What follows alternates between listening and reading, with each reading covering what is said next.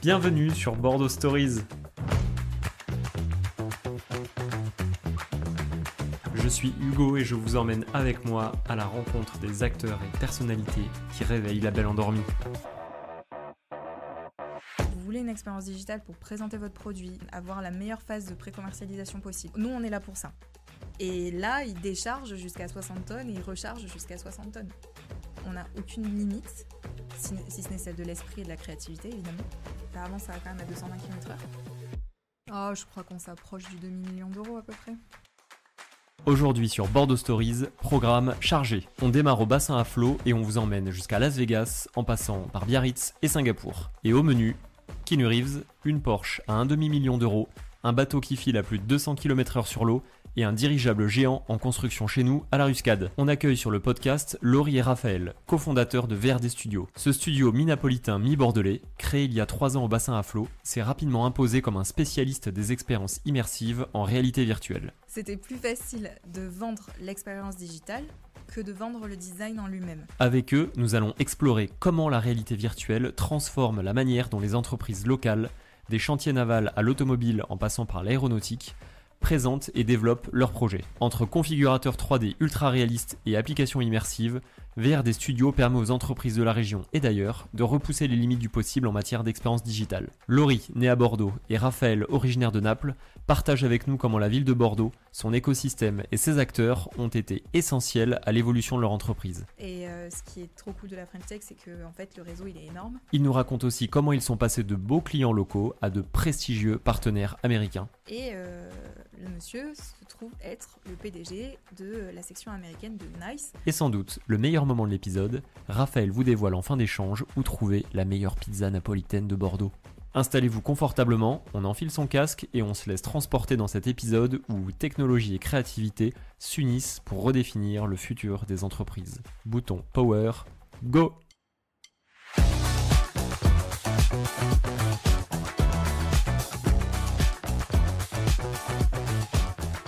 Laurie, Raphaël, merci d'être là, bonjour à tous les deux.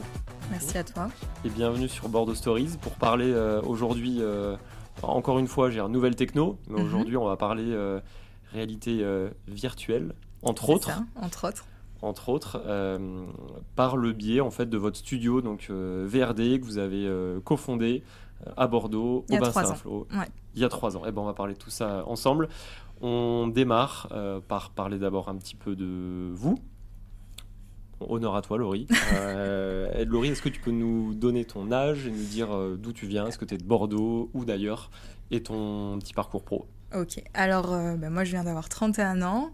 Je suis née à Bordeaux-Pellegrin. On ne peut pas faire plus C'est Bordeaux. Local. Voilà. J'ai fait ma scolarité ici jusqu'à la fac de droit, Bordeaux-Montesquieu, avec mon master en droit. Et puis après, plus tard, j'ai travaillé un petit peu à Paris. Mais je suis rentrée à Bordeaux pour travailler d'abord dans la banque. Et puis, avec Raphaël, on a fondé le studio pendant que j'étais à la banque, ce qui a fait qu'après, j'ai dévié vers l'aventure de l'entrepreneuriat. Donc, vous avez commencé en fait à bosser sur VRD quand toi, tu étais encore en CDI. Oui, on a même commencé avant. Enfin, on expliquera un petit peu plus en détail, mais Raphaël travaillait déjà en freelance à Bordeaux depuis quelques années, avec des services qui se rapprochaient un peu de ce que VRD Studio fait aujourd'hui. Et l'évolution naturelle, c'était de passer sur quelque chose de plus professionnel. Du coup, le projet couvait depuis un petit moment. Et après, ça s'est concrétisé à cette période-là où moi, j'étais salariée. Ok, donc on va laisser Raphaël dire un petit mot. Raphaël, t'es pas de Bordeaux, toi, je crois. Et en effet, peut-être de ma voix, ça peut s'entendre. Je suis pas de Bordeaux. Ça trahit effectivement à quelques origines. Ouais, exactement. Donc, je suis né à Naples. J'ai vécu à Naples jusqu'à mes 18 ans, 20 ans. Et puis, j'ai décidé de partir, de commencer à vivre une vie un peu exceptionnelle ailleurs, parce que Naples, ça ne me suffisait pas. Ok, voilà. C'était pas... Bon, pour nous, Bordelais, Naples, c'est déjà...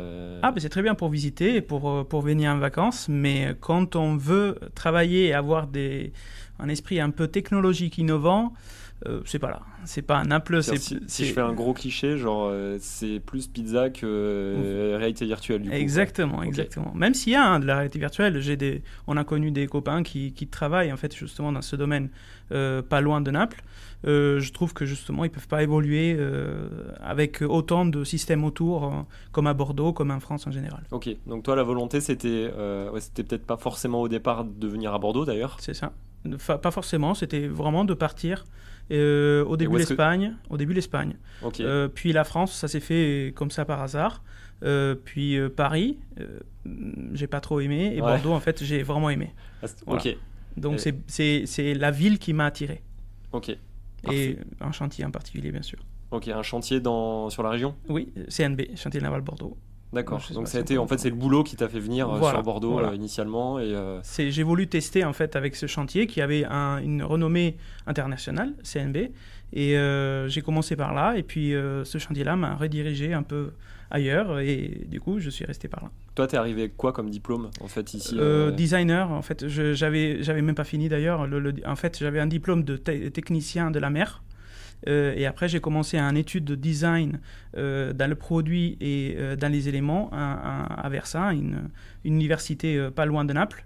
Et en fait, j'ai décidé, en fait, avant de terminer les 3 ans, de partir et de continuer après, peut-être en France. Ok, et donc ça a dévié jusqu'à arriver finalement jusqu'à VRD Studio. Exactement. Et vous pouvez dire un petit mot sur votre rencontre ? À quel moment les chemins se croisent finalement ?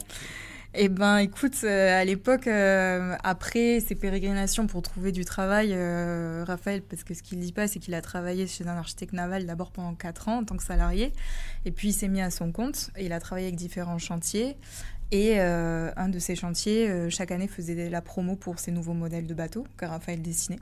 Et du coup, chaque année, il cherchait un petit peu des nouvelles têtes pour faire les photos, etc. Donc moi, il me suivait sur les réseaux sociaux. Ok. Et il m'a envoyé un message un jour. Je me suis dit, mais qu'est-ce que c'est cet énergumène ? Qu'est-ce qu'il veut ? Qu'est-ce qu'il veut l'italien ? Exactement. Et puis il m'a proposé de faire du jet ski sous 35 degrés, donc ça se refuse pas. Et on s'est rencontrés comme ça. Donc d'abord pour un motif professionnel, en tout cas de son côté. Et puis on s'est jamais quittés. Ok. Voilà. Donc c'est devenu une belle aventure à deux et pro, donc en plus de ça. Et dans quel quartier est-ce que vous êtes installé, vous, sur Bordeaux, sur la métropole ? D'abord, oui, parce que quand on s'est rencontrés, moi j'avais mon appartement rue Sainte-Catherine et lui au Chartron, Courbalguerie. Et en fait, le coup du soir a fait qu'à ce moment-là, mon propriétaire vendait, donc je me suis dit, c'était l'occasion, et ça faisait 1 mois et demi qu'on se voyait. Et on s'est dit, bah tiens, on va vivre ensemble. Go. Allons-y, on n'a rien à perdre. Et quel coin ?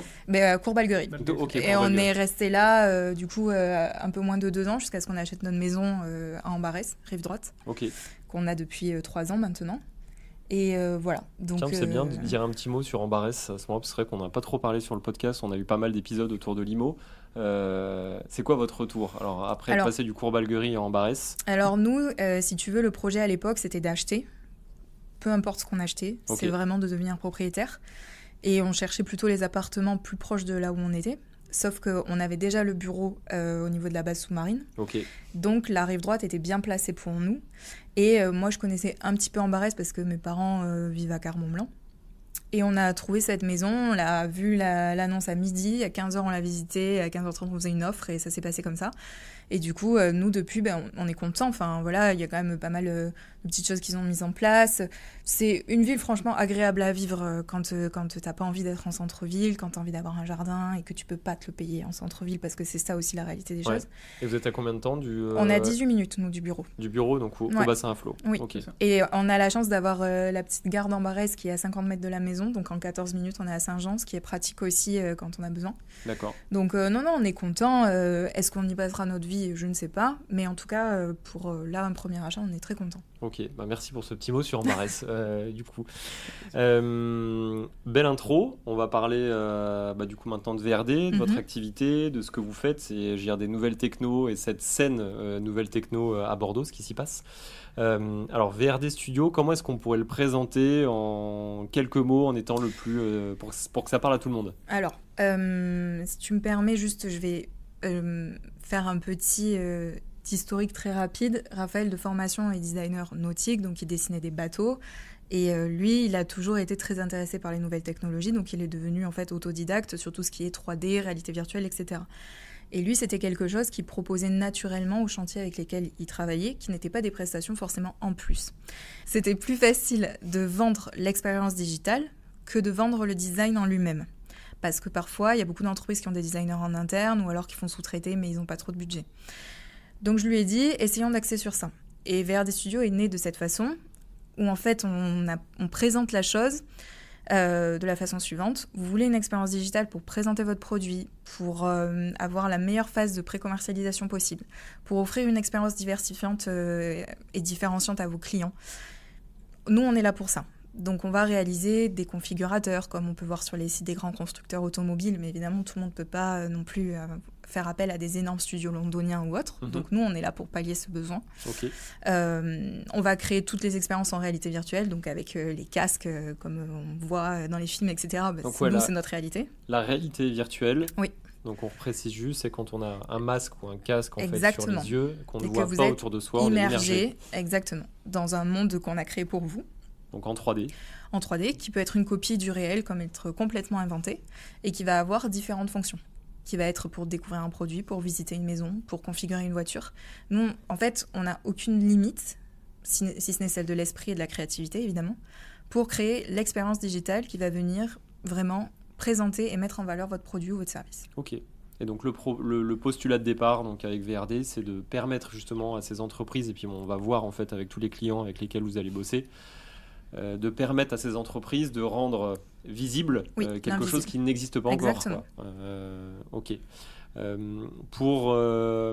Pour qu'on remette un petit peu quelques exemples, là c'est vrai que tu parlais du configurateur sur les sites auto. Où est-ce qu'aujourd'hui, tu vois, c'est quoi les grands cas d'application de la réalité virtuelle, si tu as 2-3 exemples bien parlants? Alors, assez grand public. Un exemple qui a été assez relayé dernièrement, c'est Porsche qui a sorti son nouveau Macan électrique, et ils ont fait la présentation en réalité virtuelle. C'est-à-dire que les invités, triés sur le volet évidemment, étaient immergés dans un monde totalement virtuel, et ils pouvaient voir comment était fait la voiture à l'intérieur, à quoi elle ressemblait, etc., avant même de la voir en vrai. Donc maintenant, il y a de plus en plus de happenings comme ça. Quand il y a eu le confinement, quand il y a eu le Covid, etc., il y a beaucoup, par exemple, de défilés de mode qui se sont faits aussi en réalité virtuelle. Je crois que c'est Balmain qui l'a fait en premier, qui en fait envoyait des casques à ses clients les plus privilégiés, avait enregistré un show avant et le retransmettait dans les casques pour avoir une sensation beaucoup plus immersive que si tu regardes la vidéo chez toi, même sur un écran merveilleux, ça n'a rien à voir. Sur un iPad ou sur Exactement, voilà. Donc maintenant, il y en a de plus en plus dans tous les secteurs. Maintenant, tu peux visiter, t'as beaucoup d'argent, tu peux pas te déplacer, tu peux visiter une villa au bout du monde depuis ton salon. Sur les biens de luxe, c'est quelque chose qui se fait beaucoup, où on a fait une captation en fait, au préalable, on a pris plein de photos, c'est ça de la villa. Et alors ça, c'est un peu différent, parce que tu vois, c'est de la vidéo 360. C'est pas une reconstruction comme nous, on peut faire, où on crée entièrement en 3D. Ok. Donc c'est une manière d'utiliser la VR différente, mais ça existe. Ok, voilà. Très bien. Du coup, on va parler de vos projets. Avec quel type de projet est-ce que vous avez démarré aujourd'hui? Quel type de client, votre activité avec VRD? Quand on a démarré, c'est vrai qu'il y a d'anciens clients de Raphaël qui nous ont suivis. Donc, dans le nautisme. Dans le nautisme. Dans le nautisme. Donc, on a continué de faire ce qu'on faisait avec eux à ce moment-là. Il y avait une partie design pure, que Raphaël a toujours faite. Et puis, il y avait une partie aussi création d'applications, création de configurateurs, vidéo 3D pour présenter le bateau qui allait sortir, etc., etc. Et puis, assez vite, on est passé aussi sur de la voiture avec Edonic. Je reviens juste sur le nautisme. C'est beaucoup utilisé aujourd'hui par les constructeurs de bateaux? Non, pas trop. Nous, on arrive un peu... si tu veux, le monde du nautisme, c'est quelque chose qui a beaucoup besoin d'être dépoussiéré. Quand tu arrives et que c'est une clientèle qui est souvent aisée, caucasienne, autour de la soixantaine, c'est pas... Il y a un petit choc de culture, quoi. Oui, mais nous, on y arrive. C'est-à-dire que la plupart des gens qui utilisent nos VR aujourd'hui, les chefs d'entreprise qui nous ont fait confiance, sont de cette classe sociale-là, par exemple. Donc, c'est notre grande fierté parce que vendre de la VR à un jeune, etc., c'est facile. Un mec de start-up, voilà. Mais vendre de la VR... le PDG de 60 ans, c'est plus compliqué. Tu caricatures un peu le truc. Exactement, aussi, mais on l'a fait. Donc ça, c'est cool. Et oui, pour en revenir au nautisme, c'est pas quelque chose qui est très utilisé. Ce qui est très utilisé, c'est que les architectes, maintenant, depuis longtemps, font ce qu'on appelle des renders 3D, évidemment, parce que ça suffit plus de présenter un bateau en faisant 3 lignes sur une feuille. C'est un peu, alors entre consulter une plaquette sur une feuille A4 qui a été imprimée, exactement. Et tu te balades en 3D à l'intérieur du bateau, c'est clair que... Ça se fait. Par contre, c'est des gens qui, à la base, ne sont pas forcément spécialistes de la 3D ou de ce genre de choses. Donc, qui font des choses qui peuvent être jolies à l'œil, etc., mais qui ont juste une visée marketing. Alors que nous, sur la 3D, on peut aller jusqu'au fichier de production. Donc, des fois, on va venir pallier ce que l'architecte ne peut pas faire, par exemple. Et on va apporter ce côté aussi expérience immersive qui va beaucoup plus loin que juste une jolie image ou, à la limite, une vidéo. Ils ne sont pas capables de faire des applications, des visites en réalité virtuelle, des choses comme ça. Tu te balades vraiment. Oui, c'est ça. Je sais pas, si on va même un peu plus loin, c'est quoi? Tu peux ouvrir les placards dans la cuisine. Tu peux voir toutes les animations, toutes les fonctions de ton produit, que ce soit une maison, la peu grande importe. voile, voilà, toutes ces c'est choses-là ça, exactement. qui sont possibles à faire en 3D. Ce serait qu'on pourrait se dire justement dans le nautisme, c'est quand même compliqué de se déplacer toujours avec un bateau pour le exactement. montrer. Oui, d'un point de vue logistique, c'est pas possible de faire tous les salons du monde avec toute ta gamme de bateaux. C'est pas possible. Ça, c'est certain. Et d'avoir tous les modèles en plus. C'est ça. Donc ça, c'est dans le nautisme. Dans l'automobile aussi. C'est plus utilisé. Tu vas trouver, même aujourd'hui, sur des constructeurs d'ultra luxe, d'hypercars et tout ça, mais même sur des constructeurs plus mainstream, en fait, tu vas trouver beaucoup de 3D, beaucoup de configurateurs, de choses comme ça. Déjà sur les sites web. Déjà sur les sites web. Et puis parfois, tu as des modules supplémentaires en concession aussi. Ça se fait pas partout, mais ça existe. La réalité virtuelle, par contre, ça reste quand même quelque chose de très confidentiel. Tu vois, j'ai parlé de Porsche tout à l'heure, c'est Porsche, quoi. C'est pas... Ouais, on s'achète pas tous des Porsche. Non, on s'achète pas tous des Porsche, malheureusement, mais oui, c'est un peu plus confidentiel.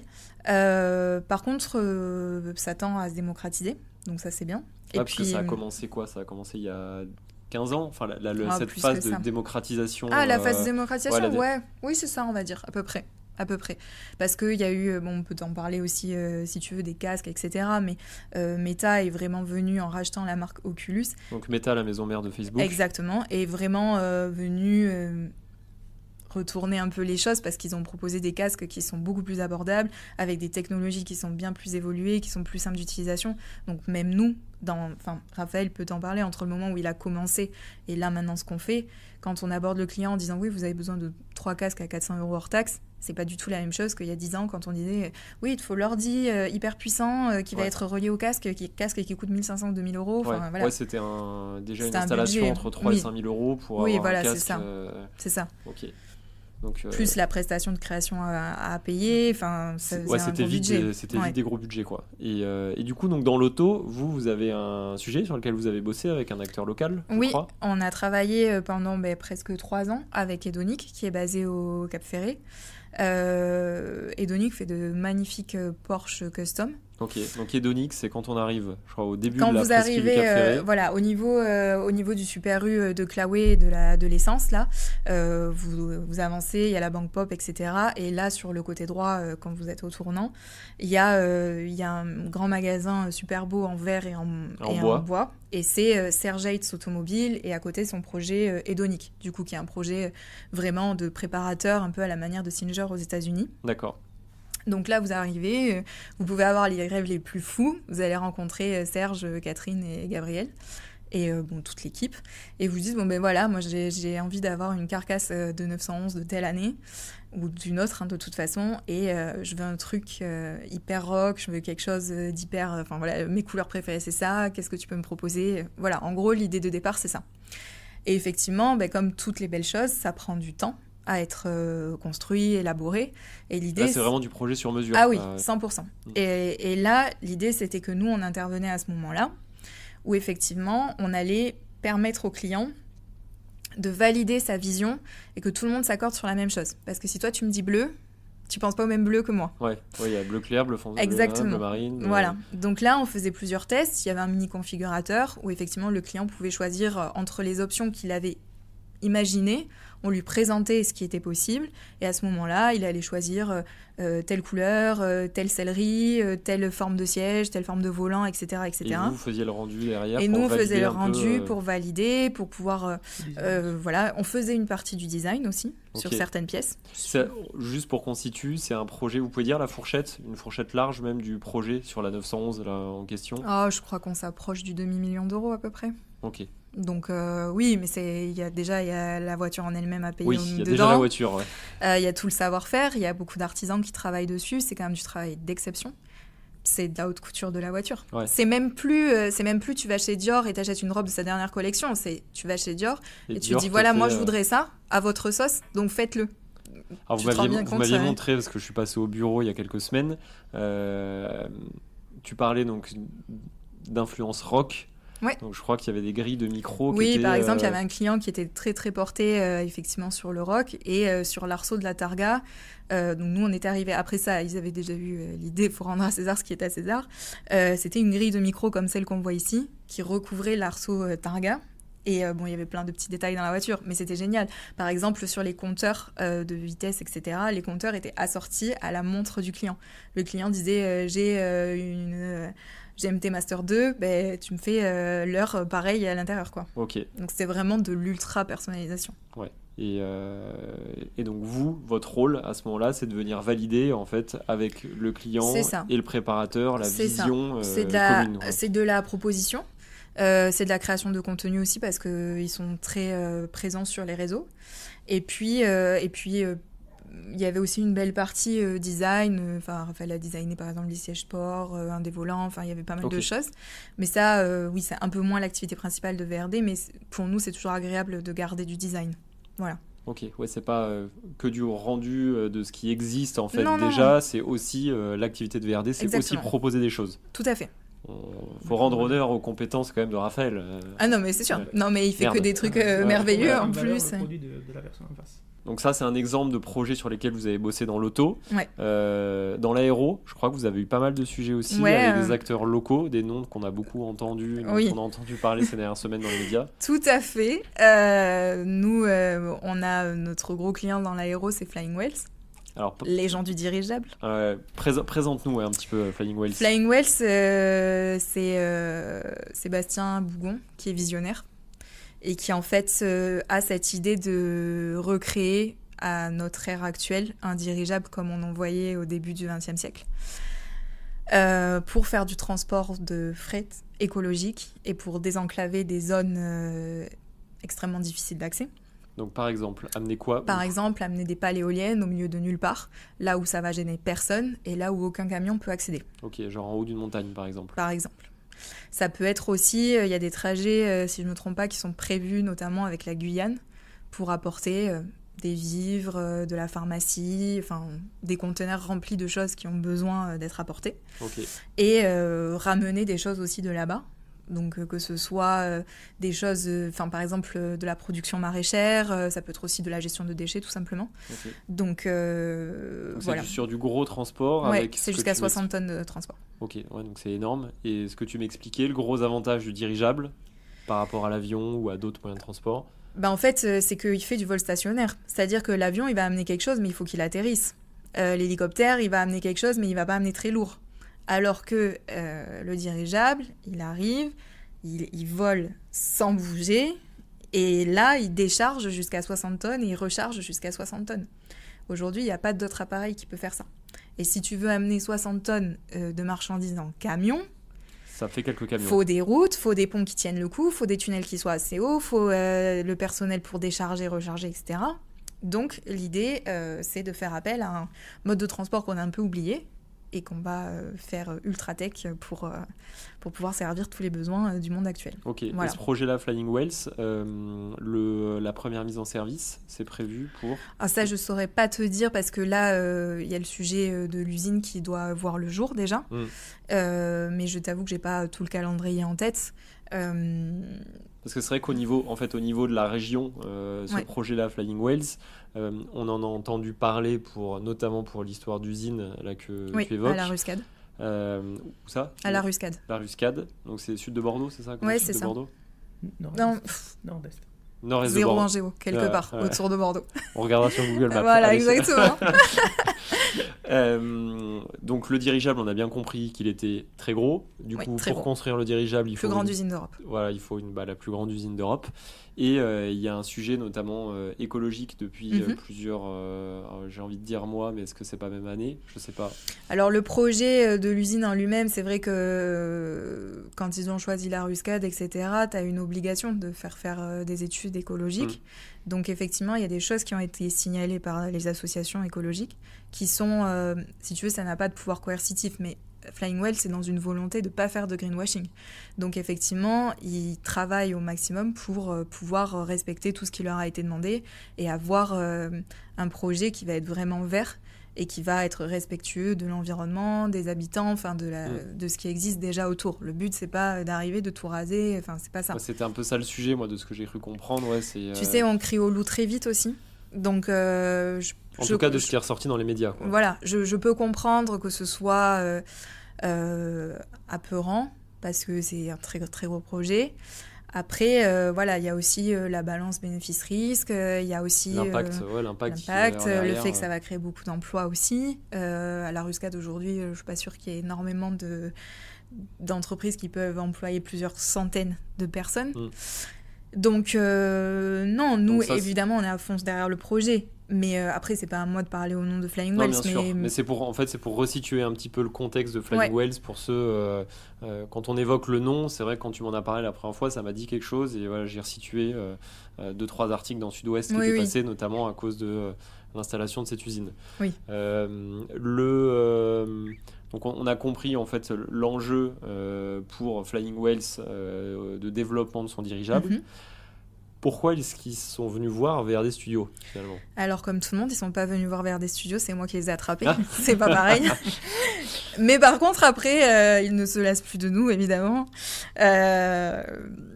Non, alors ce qui s'est passé, c'est que moi, j'ai compris à un moment donné qu'on avait une carte à jouer sur toutes les entreprises qui étaient très innovantes et qui avaient besoin de temps pour développer leurs produits. Parce qu'elles ont besoin de faire ce qu'on appelle de l'évangélisation, elles ont besoin d'expliquer aux clients, à tous les gens qui seront concernés, même au public tout simplement. Voilà, il y a politique et exactement, les acteurs locaux, institutionnel. Si on prend l'exemple de l'usine. Tout à fait. Donc il y a besoin d'expliquer à un moment donné à quoi ça va ressembler, etc. etc. Sauf que Flying Whales, ils ont des tonnes d'ingénieurs qui font des modèles 3D, etc. Il n'y a pas de problème. Mais ce n'est pas joli à regarder. C'est pas fait pour ça, c'est fait pour construire un dirigeable. C'est pas fait pour communiquer. Donc nous, on va arriver là-dessus. Donc ça a été notre premier trimestre 2023 où on a fait quasiment que ça.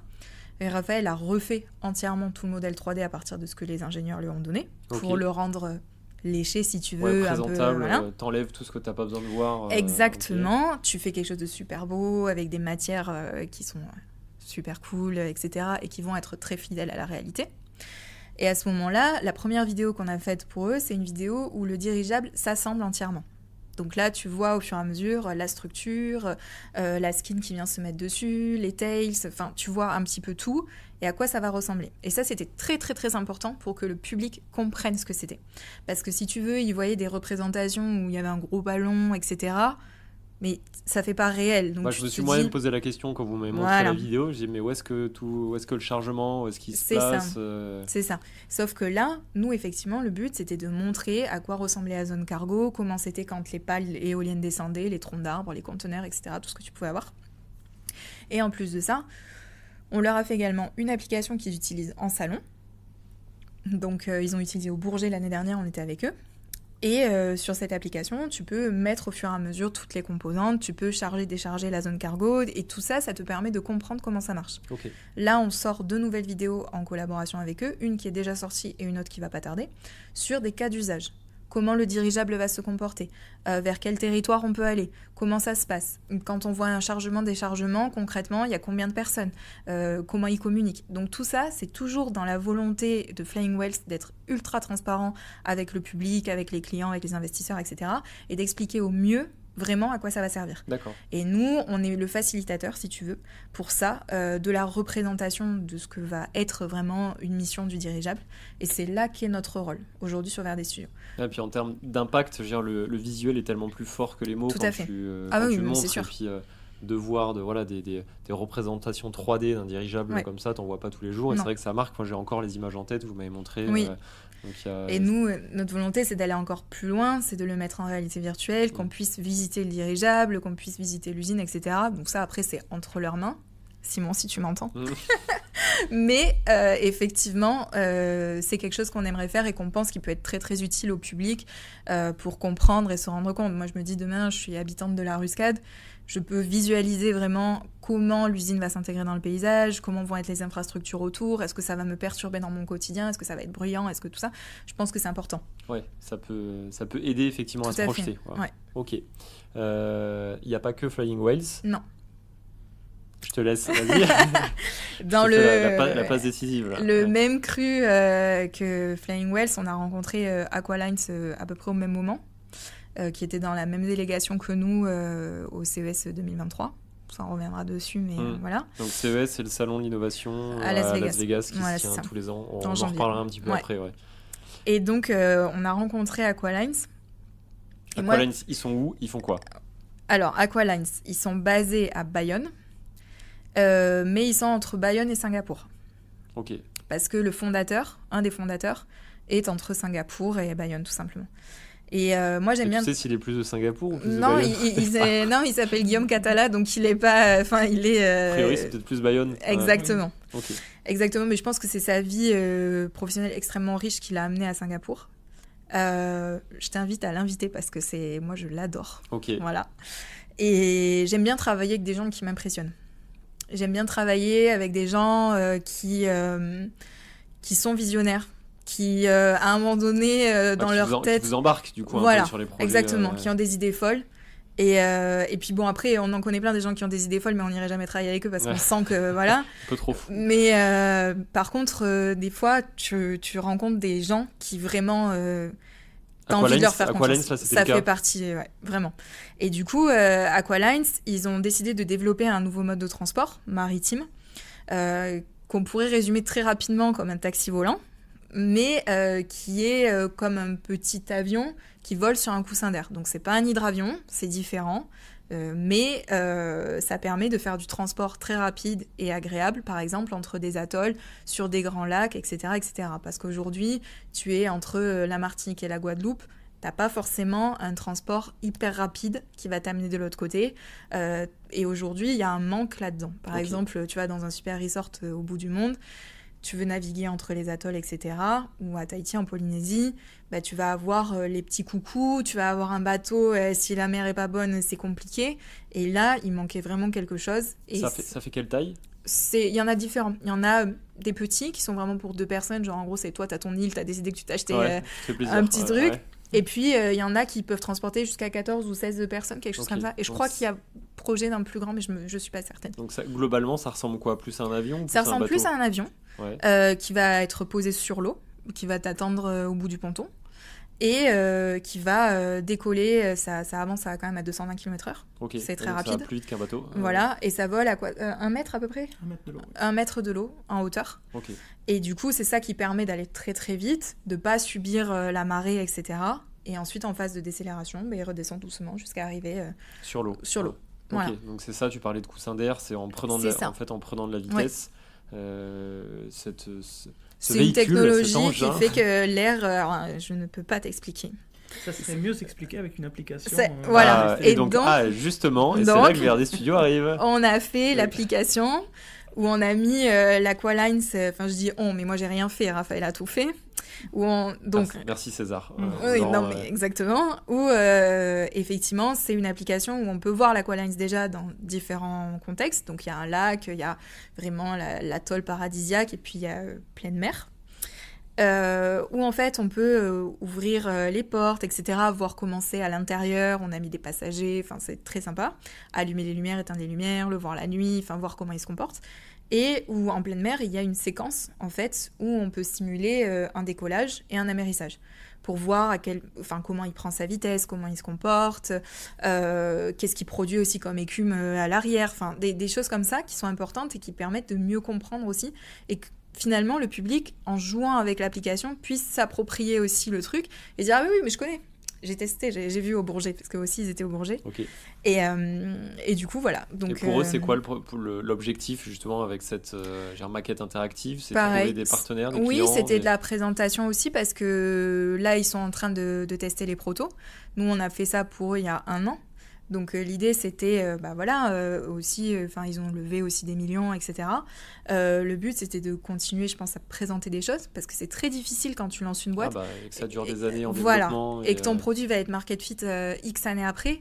C'est quand même un peu compliqué, parce qu'en attendant, il faut quand même garder l'intérêt aussi du public, des investisseurs, des institutions avec qui tu travailles et qui te soutiennent. Donc il faut produire au fur et à mesure et montrer que tu avances. Et je pense que c'est important, toutes les entreprises avec lesquelles on travaille, je pense que c'est important de montrer que tu avances vraiment, que tu produis des choses, que tu es capable d'amener une esthétique quasi définitive aussi sur ton produit, que les fonctions soient définies, tout ça c'est important. Donc en général, nous on arrive juste avant la phase des protos. Ok.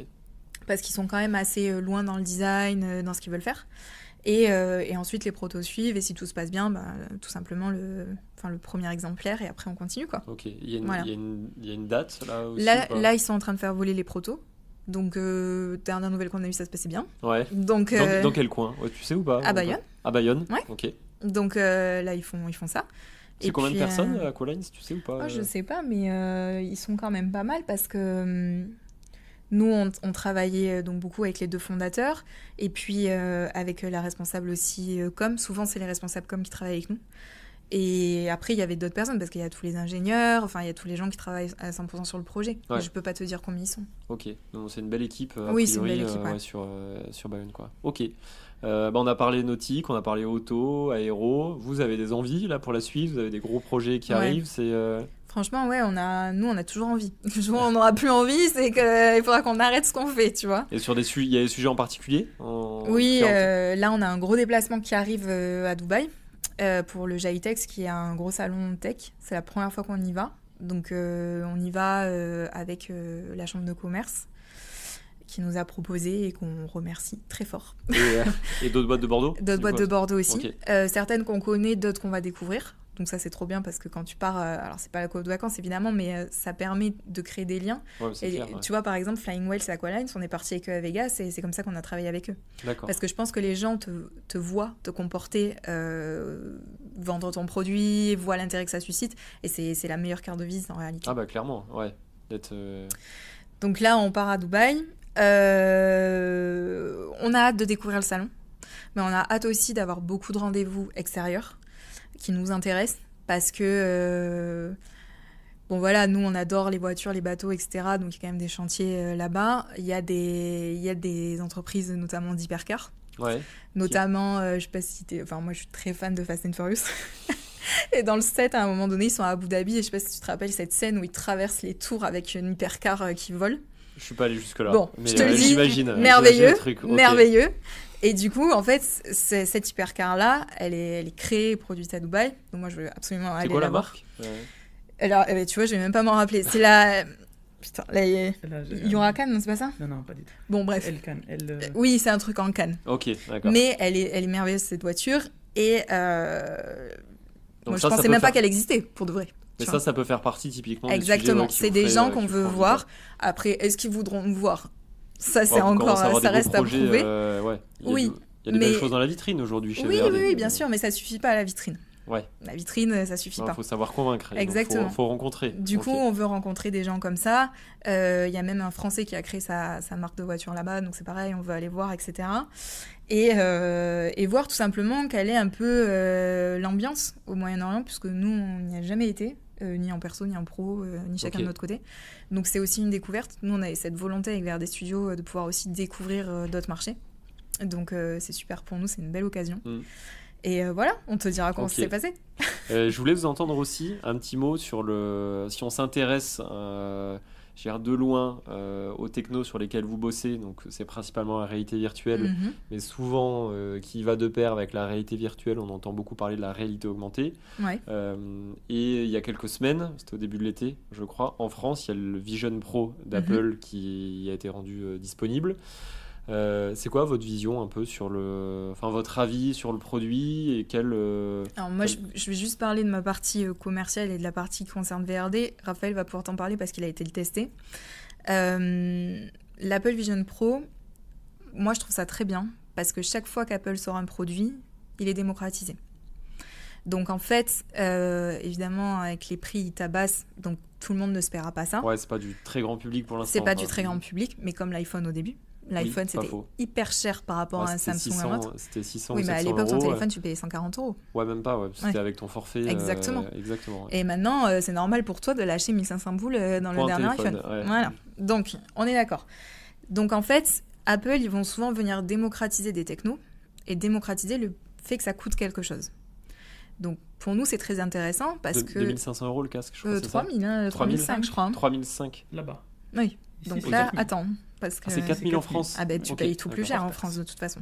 Hors taxe. Oui, non mais Et c'est... puis il faut rajouter les lentilles qui vont à ta vue. Voilà. Okay. Donc c'est vraiment pas du grand public pour l'instant. Par contre, ça va donner envie aux gens. Parce qu'ils auront forcément quelqu'un qui va l'acheter, ils auront forcément moyen de tester. Et évidemment, il y a beaucoup de studios qui vont voir le jour pour créer du contenu pour l'Apple Vision Pro. On en voit déjà. On en voyait même avant qu'ils sortent. Bon, il y a des gens évidemment qui vont tenter de prendre le créneau, ce qui se comprend. Donc nous, c'est très bien, parce que quand il y a des très grandes marques, quand LVMH va sortir ses 50 casques Apple Vision Pro dans ses boutiques Louis Vuitton, etc., au final, les plus petites marques vont se dire « Ah ben oui, mais moi aussi je veux faire ça en fait, moi aussi je veux une expérience en réalité virtuelle ». Et nous, on sera là, ce qu'on fait déjà, pour offrir des expériences virtuelles de super qualité, à des prix ultra compétitifs, et donc pour mettre à disposition des TPE, des PME, etc., ce type de technologie. C'est notre credo, c'est toujours ce qu'on a voulu faire. Vous, c'est vecteur de business en fait. Exactement. Ça, c'est Apple, entre guillemets, qui se charge de faire le travail d'évangélisation, de donner envie. Exactement. Et vous êtes là derrière pour concrétiser des projets qui pourraient être portés donc, sur le Vision Pro. Pour que tout le monde comprenne aussi donc, la différence entre le casque de réalité virtuelle et le casque d'Apple, c'est que c'est des éléments donc, 3D ou des photos ou des films qu'on va venir incruster en fait, dans votre champ de vision. Mais tout ce que tu peux faire sur l'Apple Vision Pro, tu peux le faire sur du Meta, comme nous on fait. Oui. Il n'y a pas de différence fondamentale. C'est juste que celui d'Apple, il est plus beau et il est plus sexy, comme tout ce que fait Apple. En termes de rendu, alors est-ce qu'on peut avoir un petit mot de Raphaël sur le sujet ? En termes de rendu, je l'ai testé et je peux assurer que effectivement, c'est Apple. C'est Apple comme d'habitude. La résolution elle est magnifique, la qualité elle est topissime. On parle vraiment là un iPad sur les yeux. C'est vraiment le maximum de qualité sur les yeux disponible. Et ce qui est génial, c'est qu'avec la réalité augmentée, donc le fait qu'on puisse regarder au-delà du casque, grâce aux 9 caméras qu'il a le casque comme le Vision Pro, en fait, on insère les éléments virtuels dans le monde réel d'une façon magnifique. Par exemple, justement, quand on est dans un casque, on a du mal à regarder notre corps. Apple, justement, a fait un compromis, a coupé, on va dire, tout ce qui est autour des bras pour les voir tout le temps. Donc ça veut dire qu'on est dans un monde virtuel et pourtant on voit ses bras, on voit ses mains.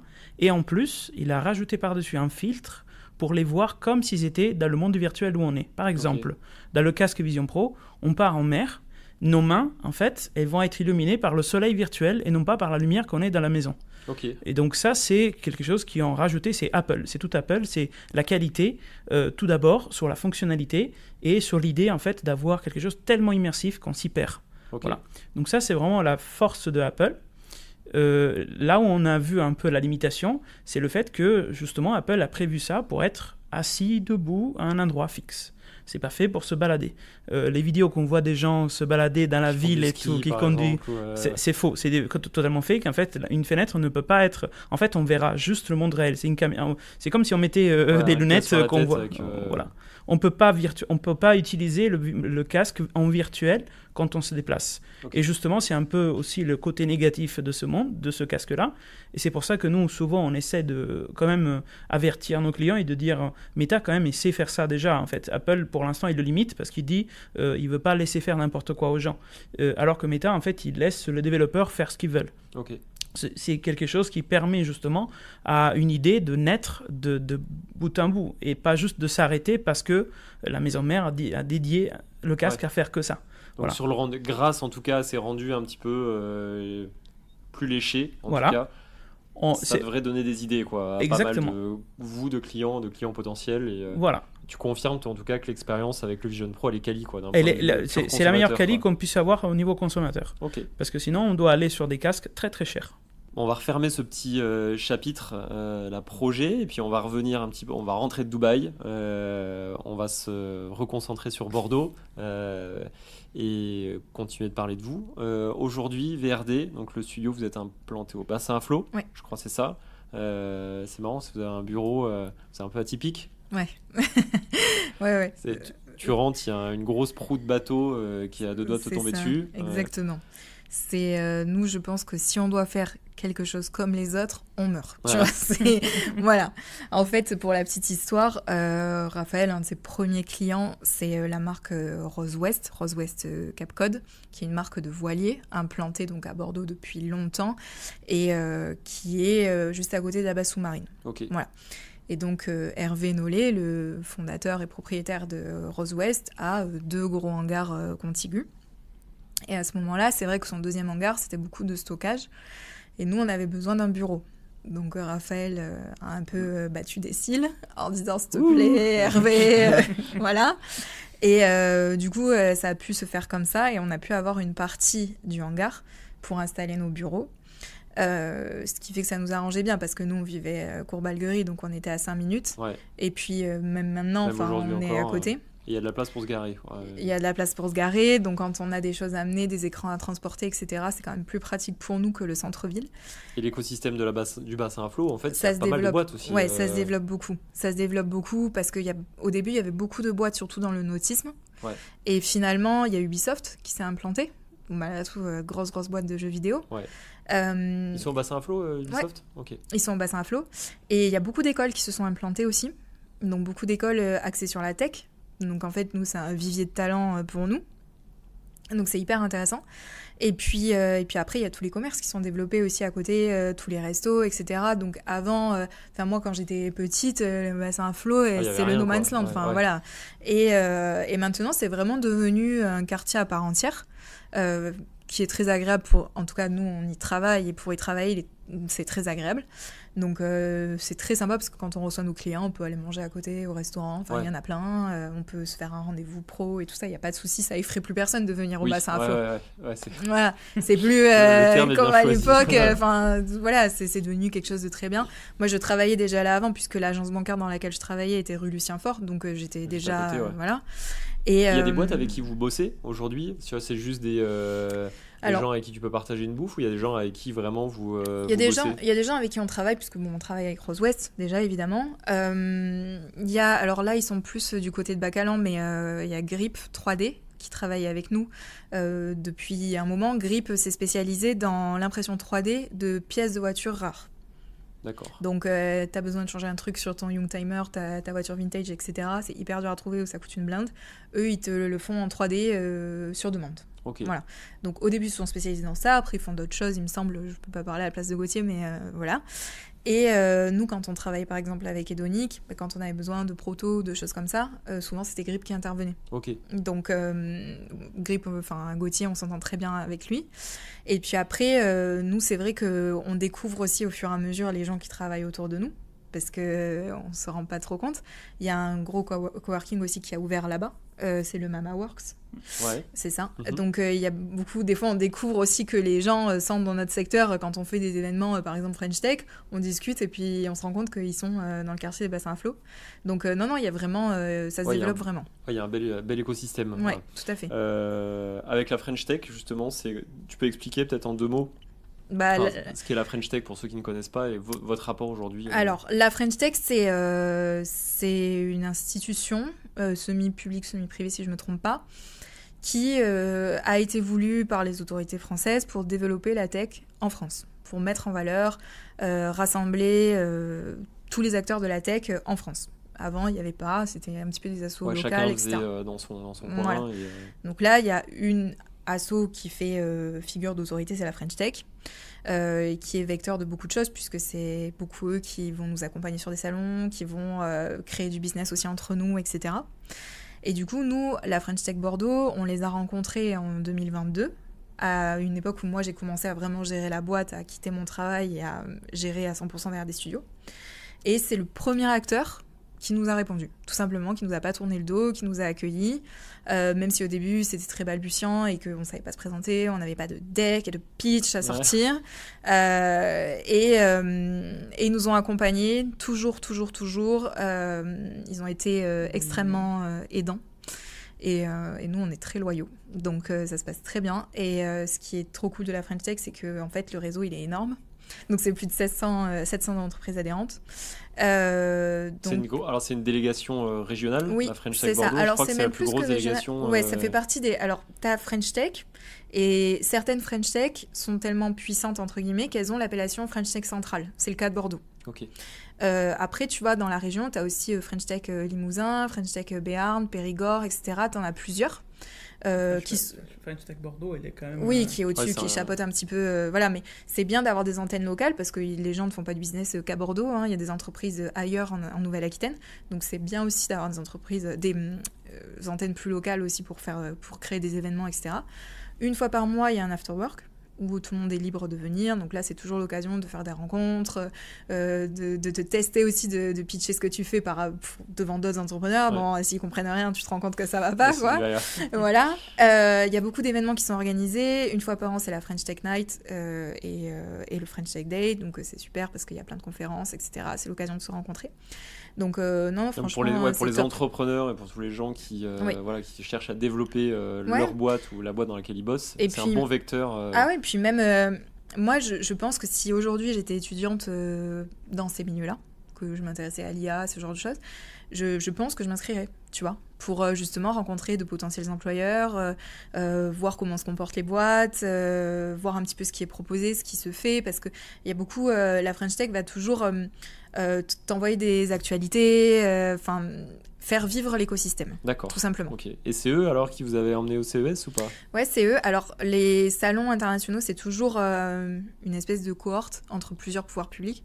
Donc, il y a la French Tech en général, la CCI internationale Nouvelle-Aquitaine, la région, puis des fois, tu as Bordeaux Métropole, enfin, d'autres acteurs. Mais on va dire que les trois gros, c'est eux. Donc, nous, on travaille avec eux, avec la French Tech. On travaille avec la région aussi un petit peu. Et on travaille très étroitement aussi avec la Chambre de commerce. Donc avec Arnaud, Laura et Yann pour pas les nommer. Et côté French Tech, c'est Philippe et Charlotte. Et du coup, c'est des gens qui vraiment nous accompagnent au quotidien. Tu vois, quand on se retrouve à Las Vegas, Laurie et Raphaël, sortis d'Embarrasser la Grave, à deux, t'es là, tu vois. Où est-ce que je suis ?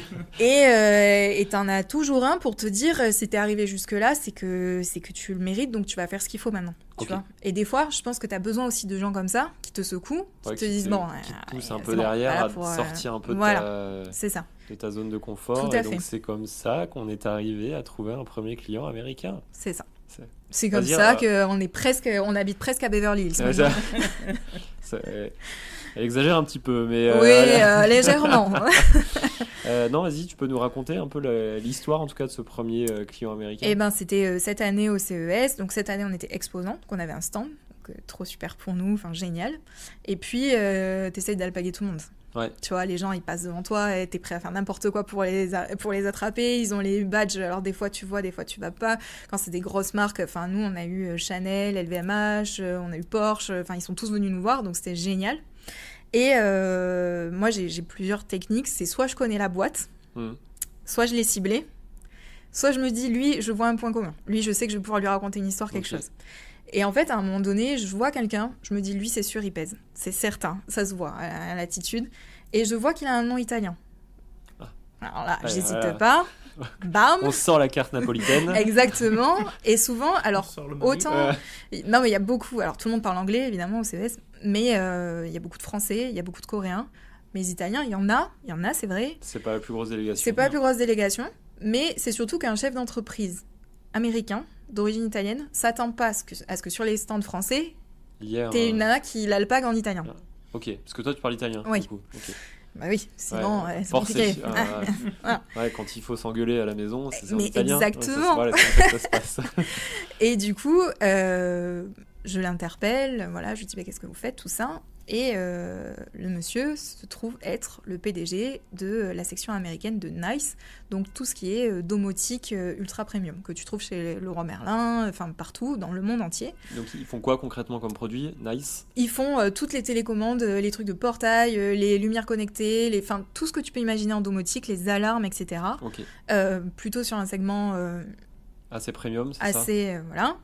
Et ils ont racheté d'autres groupes, dont iSecurity, qui fait toute la sécurité des aéroports, enfin des gros bâtiments, etc. Genre les barrières quand tu veux rentrer sur une piste d'atterrissage d'avion, ces trucs-là. C'est eux. Ok. Voilà. Une fois sur deux, tu regarderas les trucs dans la rue, c'est soit Nice, soit iSecurity. Ouais. Donc alors c'est vraiment... J'ai ce truc-là avec les parkings. Je sais bosser Voilà. voir les trucs de parking, je regarde maintenant. Voilà. Et ben tu vois, eux, c'est un très très gros groupe qui a démarré en Italie il y a longtemps, qui est carrément parti aux États-Unis, qui est rentré en bourse, etc. Bon. Et il se trouve que c'est ce mec-là.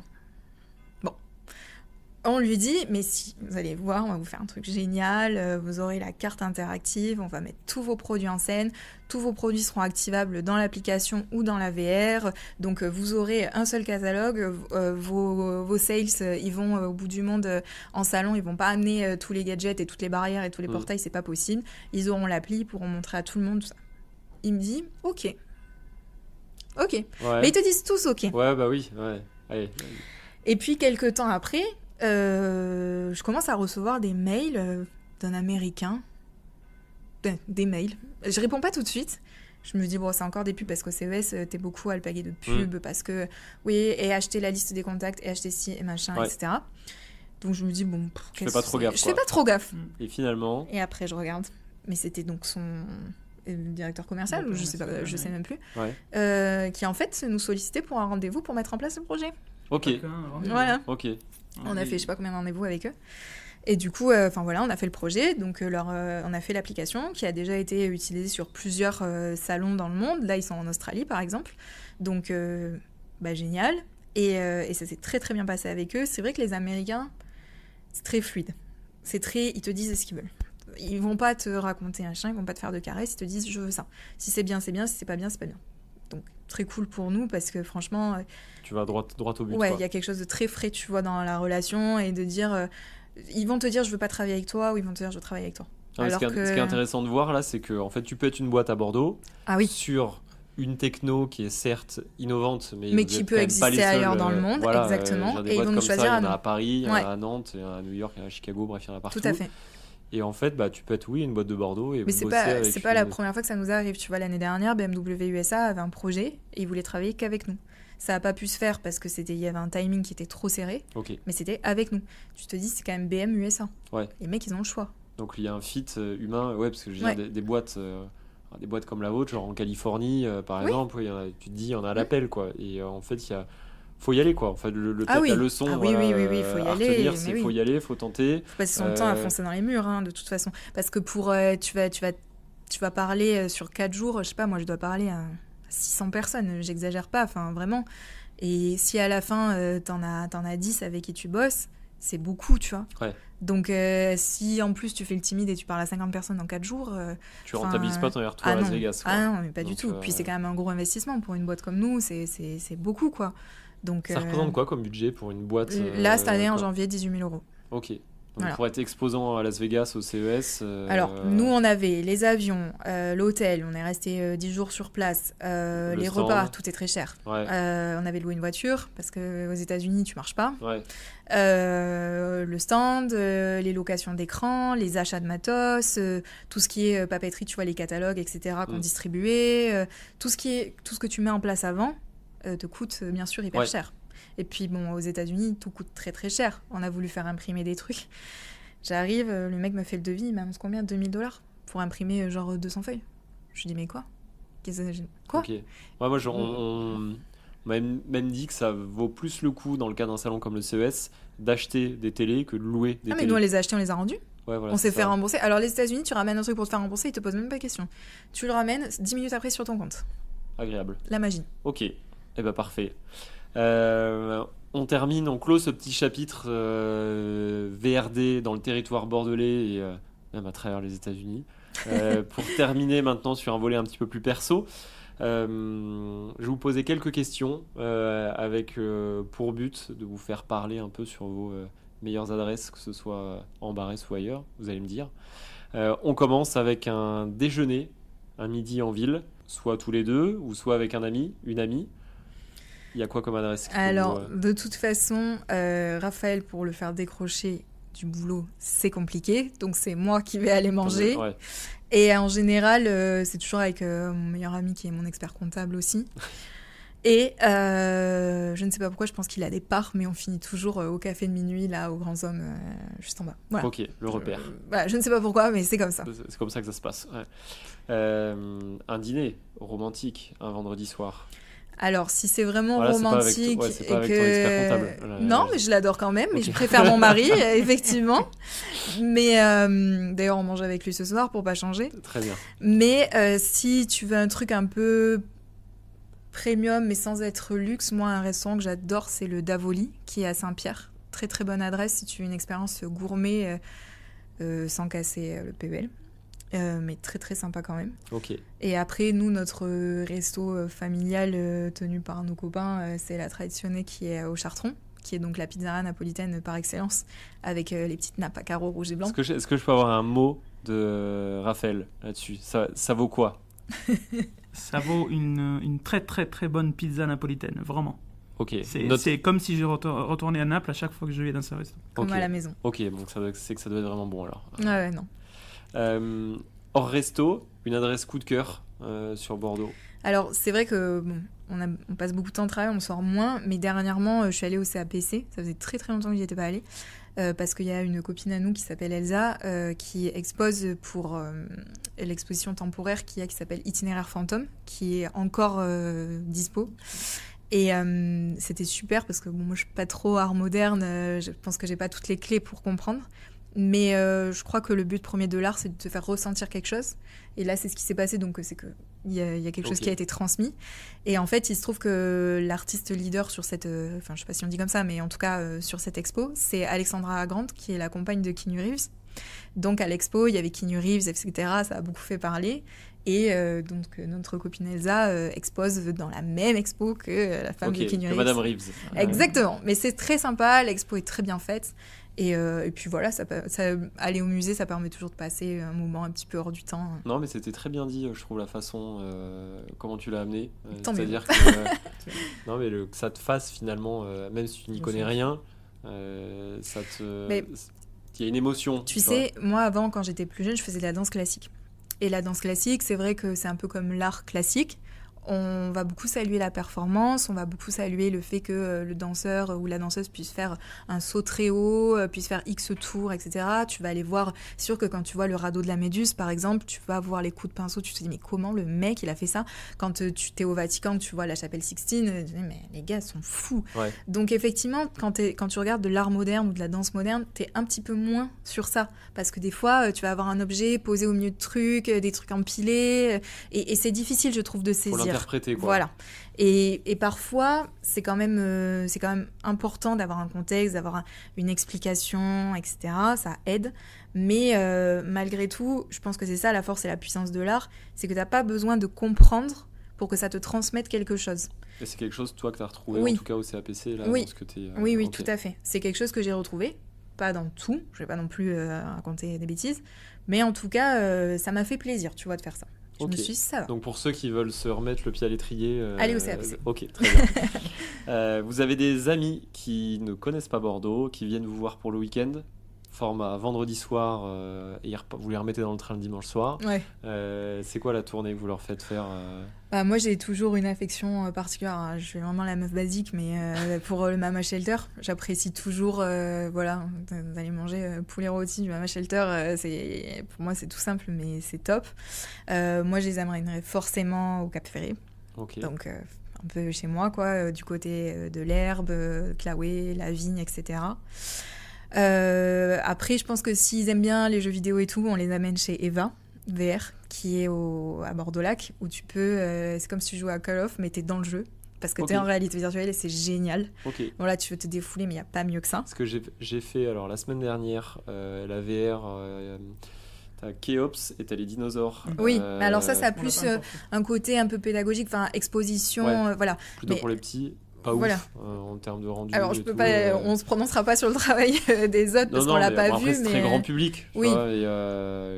Mais voilà, du coup, si vous qui êtes expert en fait de ce sujet-là et dites ce que. Nous, on connaît plutôt la partie jeu. Donc, effectivement, tu as Vortex qui est au niveau Chartron, limite bassin flot. Et tu as Eva qui est du côté pas très loin de Auchan-Lac. D'accord. Vortex, c'est plus une histoire. Donc tu vas jouer des scènes au fur et à mesure pour avancer dans l'histoire, un peu comme dans un jeu normal. Alors que Eva, c'est vraiment, là tu fusilles du zombie, en veux-tu, en voilà. Et après t'es sur des maps en équipe ou tout seul, t'as des prises de position, tu vois, enfin, il faut juste que tu dégommes les gens en face. Okay, d'accord. C'est cathartique au possible, enfin voilà. Et alors les arènes sont immenses. C'est génial, les gens sont plutôt bonne ambiance, tu y vas, tu peux boire un verre et tout. Donc franchement, si tu as envie de tester un jour, je conseille à fond. Ok. Parce que c'est trop bien. Non, c'est cool. Ouais, voilà. Ça peut bien brancher, en tout cas. Donc je pense que on fait un Eva, on fait un truc comme ça. Après... Le dimanche. Les châteaux. Ouais. Un peu de culture. Un peu de culture. Les châteaux. C'est vrai que l'année dernière, on a nos meilleurs amis, notre couple de meilleurs amis de Naples, qui est venu passer une semaine. Et c'était la première fois qu'on y allait. On est allé avec eux au château Grand Barail, à Saint-Émilion, manger. C'était très très agréable. On a passé toute l'après-midi là-bas. C'est mignon, Saint-Émilion. Ouais, très joli, super agréable. Enfin, voilà, je trouve que justement, pour passer un dimanche, c'était super. On a très bien mangé. Et ça fait un beau programme de week-end. Ouais, c'est pas mal quand même. Ouais. Non, c'est bien, ça va. Bien rempli. Et enfin, maintenant, c'est vous qui partez en week-end en voiture, 3 heures maximum de Bordeaux. Alors moi, j'ai une Fiat 500. Est-ce que tu comptes l'arrêt chez le garagiste ou pas? J'arrête de dire des bêtises. Nous, alors moi, ça sera forcément Cap Ferré, ça sera chez moi. Ouais. Mais j'aime beaucoup tout ce qui est Périgord. La Dordogne, le Périgord. T'as un ou deux villages coup de cœur Mais alors, moi, je suis toujours allée chez mes copines, donc dans des trucs ultra paumés. Okay. Mais j'aimerais bien aller voir Brantôme, par exemple, parce qu'il paraît que c'est très très beau, que c'est vraiment super agréable. Donc je pense que ça, c'est vraiment dans les projets à court, moyen terme. Ouais. C'est vrai que moi, j'avais beaucoup aimé. Et puis après, l'hiver, ça va être les Pyrénées. Un petit saut dans les Pyrénées. Ouais. Saint-Lary, aller faire du traîneau à Barège ou de la motoneige à Saint-Lary. Okay. Mais voilà. Super agréable. Ouais, c'était trop bien. Vous me donnez des idées, c'est bien ça. Écoute, c'est le but en fait. Alors avec moi j'avais ces questions-là aussi. J'avais fait du chien de traîneau à Barège, donc Barège qui est une très belle station. Et on a eu l'occasion à Saint-Lary de faire de la motoneige. Et après on a refait tout ça dans les Alpes cette année là. Parce que j'ai gagné un truc dans les Alpes, enfin bref, une histoire, voilà. Et c'est vachement bien. Enfin, c'est vrai que moi, j'ai jamais trop connu. J'allais un petit peu à la neige quand j'étais petite avec mes parents, mais mes parents ne skient pas, donc c'était juste les boules de neige, le bonhomme, etc. La piste verte en chasse-neige. Mais là, maintenant. C'était des bons moments passés à la montagne. Là, c'est ça. Cas, et puis alors, moi, j'allais dans des trucs paumés. C'était les Hauts de Bos d'Arros, Gand. Enfin, les gens qui vont écouter ça, ils vont se dire, mais personne connaît. Enfin, voilà. Je ne connais pas. Non, mais c'est faut être de là-bas pour connaître vraiment. Parce que des amis de mes parents avaient une maison là-bas. Bon, c'est bien, c'est qu'on a le format hiver, on a le exactement, format été. On a la chance d'être dans une région où tu peux aller à l'océan et le lendemain tu peux aller skier si t'as envie, quoi, tu vois. C'est vrai. Donc non, c'est très agréable. Après, c'est vrai qu'on monte pas trop au-dessus, rarement. Pas dans ce sens-là. Non. Mais en tout cas, ça coche bien les cases de ce que je demandais, donc mais parfait. Et ça me donne des bonnes idées. Tant mieux. J'espère que ça vous en aura donné aussi pour ceux qui nous écoutent. Écoutez, parfait, merci à tous les deux pour ce très bon moment et ça donne un bon aperçu de ce qui se passe à Bordeaux, justement en termes de autour des sujets des nouvelles techno, en termes de business, de voir que c'est pas impossible pour une boîte à Bordeaux justement de travailler avec Singapour, mais avec rien les n'est impossible, il faut exactement, se bouger, la région est voilà. Que la région est dynamique et qu'il y a des bonnes adresses pour manger. Exactement. On conclut là-dessus. Merci à tous les deux. Merci beaucoup. Salut.